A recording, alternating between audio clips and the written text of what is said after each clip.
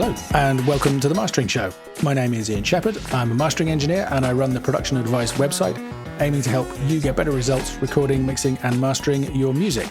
And with me again this week is my co-host, John Tidy from reaperblog.net. Hi, John. Hey, Ian.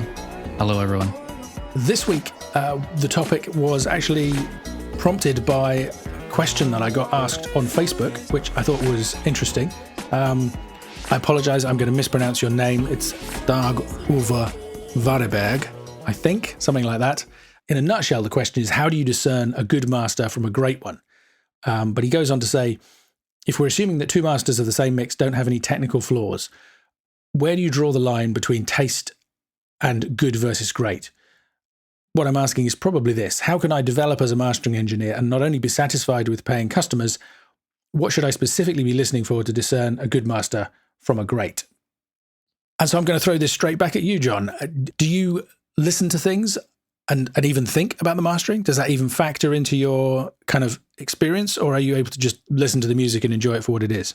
I think unless there's a technical flaw, like you mentioned, then you don't notice it. Like once I play something back in iTunes, that's, I pick an album, I download it, and, it always sounds like an album to me, unless I know it's like a very low budget independent release or something like that, or something that's very old and styles have kind of changed. But in general, I don't think about the master at all. It sounds, I don't know if it's just because of where I'm listening to it or because of, it's an artist that I want to listen to. It's not really a factor, but it's got to have something really out of the ordinary for me to really think about the mastering on it. Yeah, and I mean, luckily I'm the same. People sometimes ask, if doing this job, doesn't it get to the point where you can't enjoy anything anymore because you're listening to it too analytically? But what I find is it kind of depends on the circumstances. So if I'm in the studio, I absolutely listen to the technical aspects, and partly because the monitoring is better, but also I think mainly because of the mindset of when I'm in the room, things leap out at me. But if I'm out and about, if I just put something on the hi-fi or I'm listening on earbuds or something when I'm out and about or whatever, I don't notice things in the same way. And I think probably the first thing that I would say about this is that, in fact, nobody can ever know whether something has been well mastered or not, because 9 times out of the 10, we don't hear the original source. So we have no idea whether something sounded amazing to begin with and still sounds amazing, whether it sounded amazing and actually the mastering made it sound slightly worse, or whether it sounded terrible and the mastering made it sound great. Without hearing that before and after comparison, you can't really draw any conclusions. So I guess we can stop the episode there and take the night off.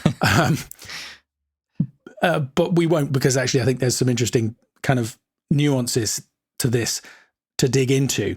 But I mean, one example that I can think of from my own career is a box set of Sandy Denny live and session recordings from the BBC. She was a massively famous folk singer back in the day, and some of these recordings went way back, and the recording quality was really variable. Some of them were superb, and some of them really weren't. And so, in particular, some of them were absolutely bathed in hiss. And this was some time ago now, and the noise reduction tools back then, we had some of the best that were available, but they probably Isotope RX would do better than they would these days. And I just remember sweating blood. It was a real deadline. So I had multiple kind of 16-hour days in the studio working on this set. I think there were several discs as part of it. The packaging was really beautiful. I remember when my copy arrived maybe a month or two later, it was kind of one of those, oh, I've been waiting for this. This is fantastic. And I put the disc on and was like, oh, it really doesn't sound that good. I had transformed the raw materials into something that at least was listenable on these really old tracks, but they still didn't sound great. So I don't think anybody would ever listen to that and go, what an amazing mastering job. I actually feel like I did the best I could possibly do, and I threw a huge amount of kind of experience and skill at this thing to get the results that I got, but it just isn't audible in the final results unless you were to go back and compare it with the originals and realize how bad it would have been if I hadn't done all of that work. I mean, you must have that as well, John. Sometimes, there are jobs that sound absolutely fantastic, and then there are other times when it's like there's only so much you can do. Yeah, and at a certain point, it's hard to separate like the amount of time or efforts that you put into something and like stay objective about it. You might love something because you worked so hard on it, but it doesn't really, it's not really that great in the end. Yeah, or you might hate it because you worked so hard on it. Sure, yeah, that too. I mean, I don't know. There's definitely stuff that I've thought that I did a great job on, and then a week or a year later, I'm like, oh, that sounds terrible. Why did I do that? So, there's other stuff that I've mastered and like, oh, this still sounds great. And, nothing at all stands out as a mistake or, I can still enjoy it. Yeah. And I mean, I think the good thing is that even when I go like with that Sound in Any box set, if I go back to it, I still feel a sense of satisfaction and a sense of accomplishment listening to it. I mean, the tracks that don't sound so great still don't sound that great, and that's kind of disappointing. But I still remember all of that work that went in and know that I did my best with it. So it's kind of interesting. I mean, you're right. Sometimes the work kind of makes us feel like it's somehow better than it actually was, or maybe you get an amazing mastering result on something that actually musically probably wasn't that great to begin with. So there are those times when you think, oh, I'm going to add this to my collection, or I'll put this on the iPod or whatever. And then eventually you listen to it and think, oh, maybe not. I think my favorite mastering jobs have been the ones that sounded really good or interesting, or, I enjoyed the music to begin with the most. And that stuff has, over the years, that's still some of my favorite stuff. I would agree with that. I mean, the perfect combination is when it sounds really good and you had to do a ton of work. If it's kind of really easy to work on and just kind of everything goes really smoothly, then sometimes it almost takes away a little bit from the feeling of satisfaction having got to the end of it. But I mean, I guess that's the same with any kind of audio work. Yeah. It's like, oh yeah, like, I spent 5 minutes taking -1 dB at 4K out. I'm a great mastering engineer. Yeah. I mean, there's other times when those little changes over the course of an album actually completely transform it. And then I kind of do think, yeah, I'm a really great mastering engineer. Yeah, it's nice to feel that we have. Sometimes that can be one of the hardest things, right? Is to know when to not do something, when it's like, okay, this sounds great already. I just need to not mess it up. Yeah. And maybe that actually is a potential kind of definition of what makes a great master. And in fact, that kind of leads into the next thing I was going to say, which is that for me, a great master doesn't have to sound perfect at all. I know we talk a lot about sound and about audio on this show, and mastering in general. One of the definitions is to make it sound as good as it can possibly be. But I mean, yeah, I would say I did great work on that box set, even though some of it doesn't sound that great. And I mean, when I just think of classic albums that I've listened to over the years that I think of as sounding amazing, and then when you bring them into the studio and put them under the spotlight, actually you hear all kinds of things that jump out at you that you maybe don't like, or that you're kind of thinking, oh, if I was going to master that, I would do it differently. I don't think that stops them being a great master. I don't see how we could say that they weren't great masters if we've been listening to them for years and loving them. I mean, are there any examples you can think of where you've had an album that, you love and thought, oh, that sounds amazing, and then when you finally listen to it kind of analytically, you think, oh, actually, that's not what I thought it was? It's more like I've grown out of the music over time. Mm-hmm.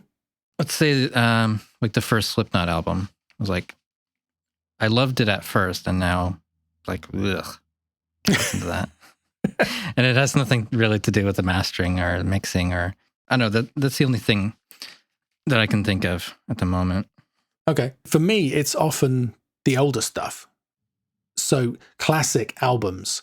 To choose a sadly kind of timely example, Rush. Obviously, Neil Peart just died recently, very sadly. And that kind of prompted a flurry of comment in my social media stream. And I've never been a huge Rush fan, but I've listened to them on and off over the years. And this kind of, prompted me to fire up Apple Music and take a listen to some of the back catalogue. And it's fascinating listening to the way that the quality of the audio changes over the years. When you go back to the early stuff, it's the really kind of, even the remastered versions have the really dry, tight bass sound and the I guess not restricted top end, but it doesn't have the kind of the sparkle or the sheen of the modern stuff. And then you progress kind of through the 80s with, kind of the big reverbs and the synth drum sounds kind of supplementing the sound and being added in. And through to the more recent stuff. But again, I wouldn't say that the mastering or the remastering of those original albums wasn't great. It's just different. It's appropriate for the sound. And there's another kind of criteria that we could put, I think, on a great master. A great master has to be suitable for the music, has to be appropriate. Can we briefly talk about remastering? Because I know that there have been a lot of classic albums that you didn't enjoy the remasters of, and some others that you did. And it's probably a lot that you've worked on yourself. So let's talk about that for a little bit. Yeah, I mean, remastering is a difficult one because it's a real balancing act. You want to go with your instincts and try and get the best out of the material, but you have to be careful. And one example that always springs to mind, I mean, I've never been lucky enough to work on any Prince, but when you think about the kind of the different sound that he had in, say, the Sign of the Times era versus later on, it wouldn't be appropriate to go back and try and change the sound of those early releases to match the more current ones, which is, I guess, the same point that I was just making. I think the real problem is when somebody tries to kind of stamp a current sound onto a past release. So Yeah. the obvious examples are, the kind of the Loudness war casualties that we've had recently. I don't want to name names, I think. Yeah. I always feel bad when I do that. I mean, there are examples. It's certainly something that I get a lot of complaints about. Pretty regularly, people are kind of messaging me or posting on my timeline saying, have you heard this? Have you heard what they did to X, Y, and Z? I mean, an interesting thing is that sometimes I listen to them and think, yeah, they sound fine. And other times I completely agree that they've been butchered. What I kind of wonder is the people that are complaining is like they have this emotional attachment to the music to begin with, or if they're hearing it for the first time. A mastering engineer remastering something is possibly their goal is to make a current audience kind of experience that for the first time in a way that they did, 40 years ago, that sort of thing. Yeah, and I think that's a really, I think that's a great goal. That's a great objective to help somebody hear it with fresh ears. It's like if you buy a new pair of speakers, you go back and re-listen to your entire record collection, hearing it afresh, hearing new stuff. And I think that's a really good remaster can achieve that. And I mean, kind of a famous example would be, well, it's not only a remaster, but it's a remix of Sgt. Pepper, where they were able to kind of unfold all of those original tape recordings and get multi-track mixes effectively.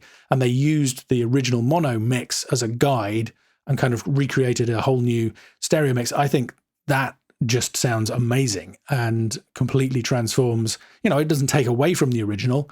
I still enjoy the original mixes and masters. I think that's a really worthwhile exercise. Does that sound like an old recording, or does that sound modern? Like, does it sound like a polish on a historical document sort of thing? I think it's more than a polish because of the remixing element. I mean, they've kind of gone in stages. Originally they were out on vinyl, then they came out on CD, and they were basically flat transfers of the original vinyl masters, from what I understand. Then they were remastered in the 90s, mid to late 90s, I think. And those remasters are probably the most polished versions of those original recordings that were available. And then more recently with Sgt. Pepper and the White Album and Abbey Road, they've kind of gone one further and gone back to the tapes and remixed as well. They don't sound modern unless it's a modern artist trying to sound retro, just because of the raw sounds and all the rest of it. But they definitely have moved more in that direction. I think they're a really good balancing act. Whereas there are other things that you hear, and I'm not going to kind of lay into anything particularly in public, but there are definitely some examples in my mind where the remasters have just tried to make something sound the way it wasn't meant to be. And I do think that's a thing that a remastering engineer has to have in their mind, is a balancing act between that emotional connection that people have with the originals and the way that people might expect things to sound now.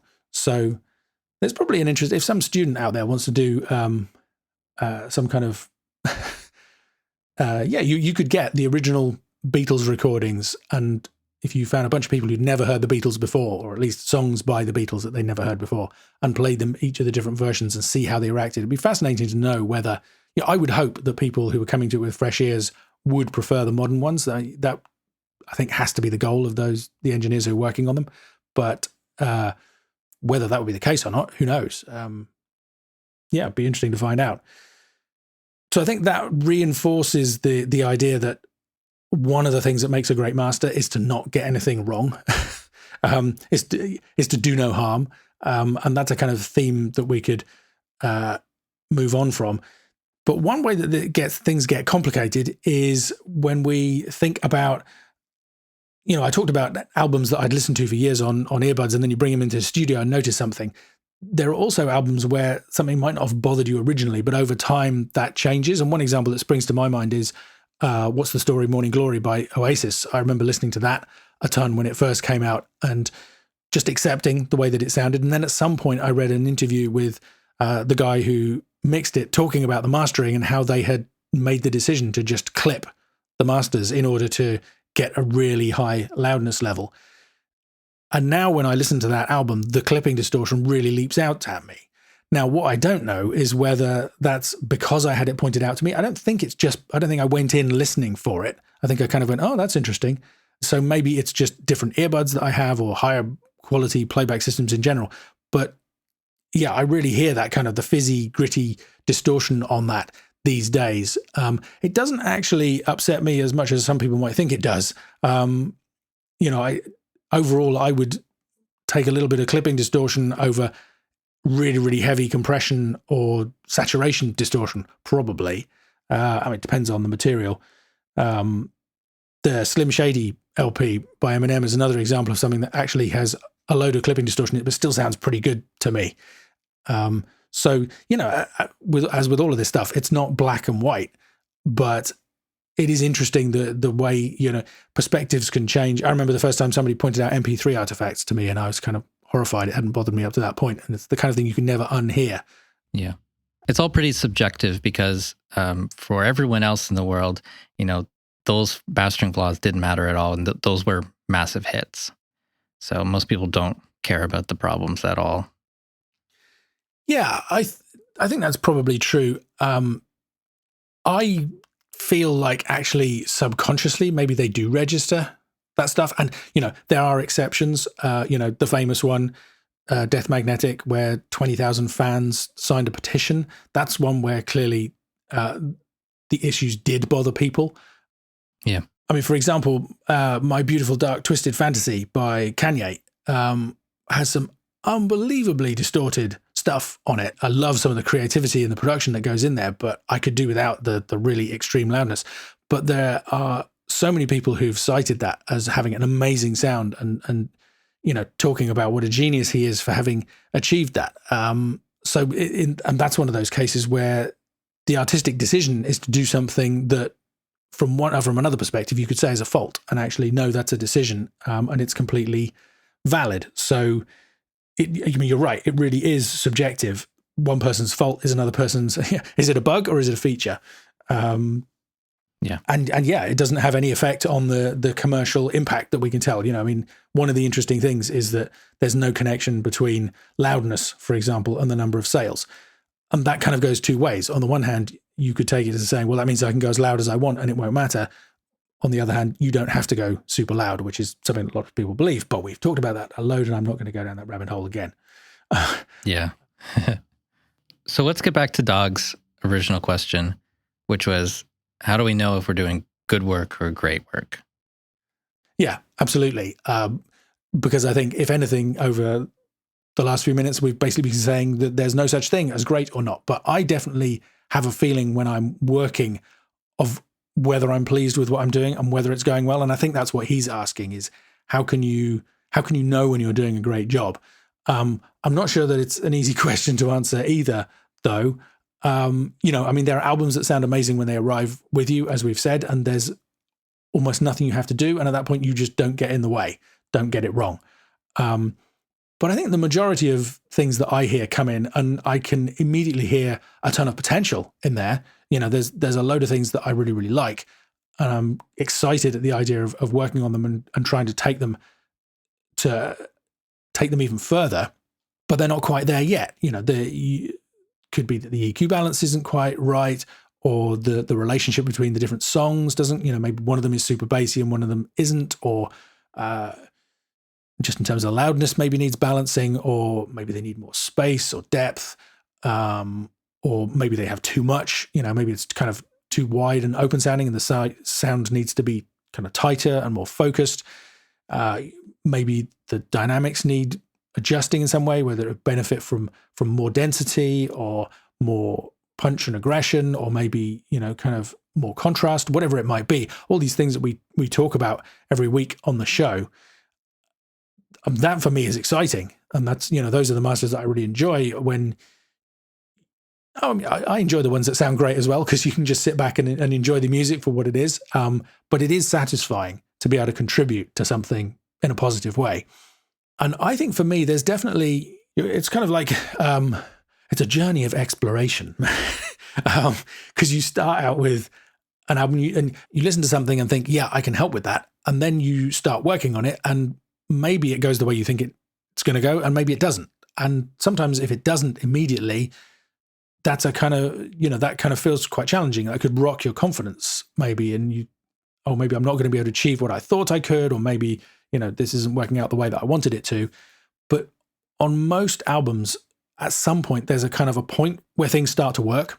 Usually it's at the point where I kind of forget about all the technical issues, all the stuff that we're thinking about, and I'm just enjoying the music, and it's just, everything is starting to flow.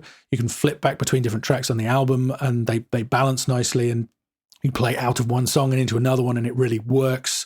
Or, you start to nod your head or want to headbang or sing along or whatever it might be. And those are the times I think when I feel like, yes, this is going really well. And it's pretty rare. I'm trying to think of an example. I guess there must have been times where actually that was misguided. And you kind of come to it and listen to it the following morning and think, well, what was I thinking of? Nothing springs to mind. I think that must be, a handful of occasions. Well, those decisions don't, that doesn't end up on the release, because you either check it yourself the next day or, the artist sends you a reminder. Oh yeah, absolutely. But it's, even as part of the process, I'm not kind of looking for things that I might have released that ended up sounding bad so much as just kind of, it's not that often where I think to myself, well, what was I thinking or what was I hearing yesterday? Actually, I can think of one time that wasn't me, but it was my client. He came in with a fairly heavy cold and said, look, it's fine. I trust you. Just get on with it. But he was a really, he had great ears and knew exactly what he wanted. And I actually had some decongestant tablets. So I gave him one of these tablets at the beginning of the session. And about an hour and a half in, he suddenly sat up and went, hang on a minute. Because his ears had cleared, because this thing had got working on his sinuses. And we had to go back and start revising things because, there were massive adjustments, but just his hearing had been impacted. Yeah, I think your mental state, your physical environment, all those sorts of things, have as much to do with your perception of it as the things you actually do to it. Like the way you're feeling that morning has more to do than with the result of the master than which EQ plugin you use, that sort of thing. That's definitely true. And actually, I mean, it's interesting because that works both ways. There are definitely times when if your kind of mindset and your mental attitude aren't right, you may not be able to achieve your best results. But there have definitely been times in my career where I've had a cold. And although, I kind of think, well, no, I can hear what I'm doing, I have not felt happy about that. I'm thinking now back to when I was employed, and it's, it was kind of like, okay, you have these 2 projects to get done today and there's no flexibility. These days I'm my own boss. I can make the decision to change that. So, but back then it was like, well, you have to do this because the schedule is booked up 2 weeks in advance. There's no room for flexibility. What amazed me was that even though I felt like concerned, when I went back and checked those jobs a few days later, they were absolutely fine. And I mean, this is a bit of a tangent, but I think another big debate that I hear all the time, which maybe we could do for another episode, is what makes a professional mastering engineer as opposed to, a kind of hobbyist or non-professional. Something that I think is important for me is just maintaining that focus, having that attention to detail. If there's a day where you have 2 client sessions booked and you're halfway through the afternoon and the energy starts to flag and everybody's attention starts to wander, there have been many occasions in my career where I'm very aware that it's my job to keep the focus, keep the attention to detail and everybody's energy on the task in hand so that we don't waste time and so that mistakes aren't made. At the point where the clients kind of start wandering off and checking their phones and all the rest of it, it's time to take a short break, get another coffee and bring everybody back in again. So like I say, off topic, but maybe interesting. Recently on a project, I started doing this mastering project like first thing in the morning. I was all pumped to do it, but it definitely wasn't awake enough yet. I started doing some mid-side EQ and I was spending far too long EQing the sides before realizing that the master track was in mono. So I wasn't hearing any of those changes I was making. I needed a break after that. I had to walk away for a few minutes. This stuff happens. And, luckily you don't release it like that. Yeah. And that makes me think of another point, which is, I mean, I've mentioned several times attention to detail. You're absolutely right. These things don't make it on the final release. You've worked an 8-hour day.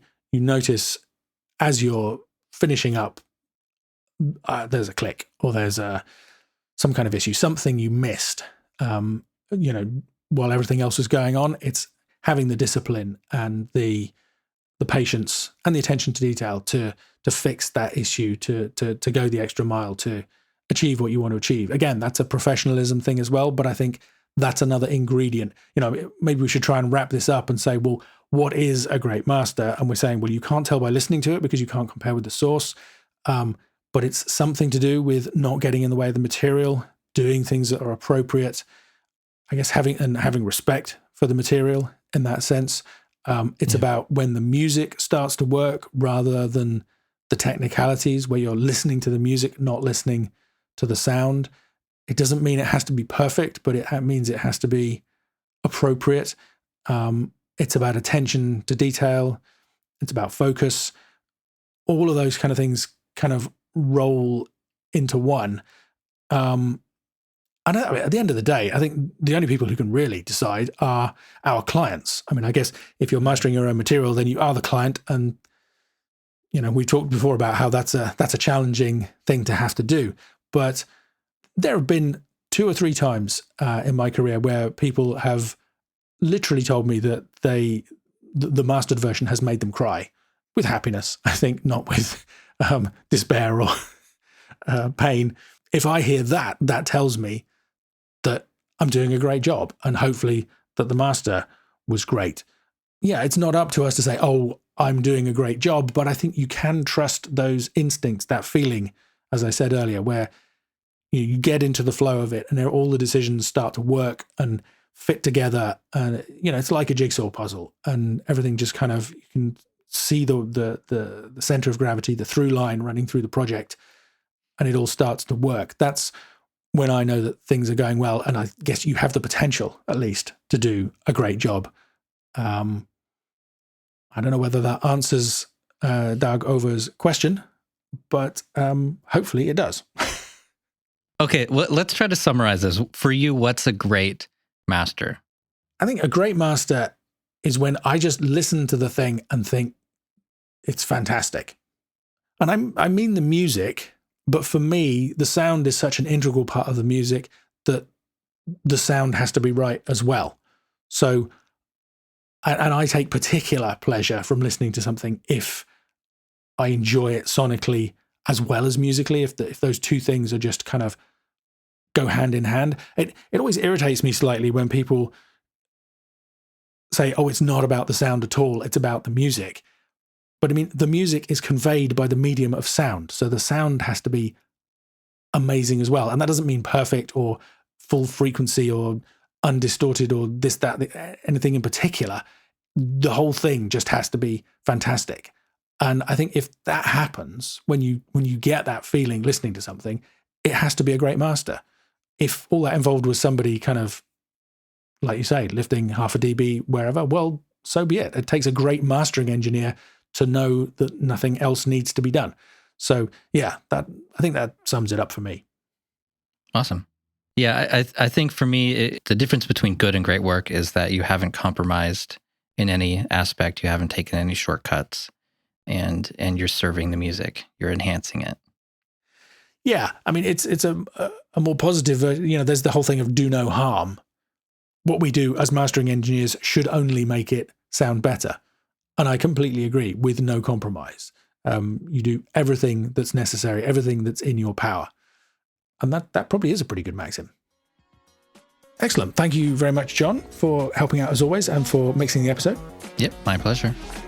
And yeah, let us know whether we managed to answer the question in a useful way for you. Please, if you're listening on YouTube or somewhere where you can leave comments, leave us a comment, let us know. Head over to themasteringshow.com/review to leave us a review. We would love it if you enjoyed the show, if you could do that for us. And it's a great way to help other people find the show or sign up for the newsletter. Thanks to Kaylee Law for letting us use his music as always. And thanks for listening.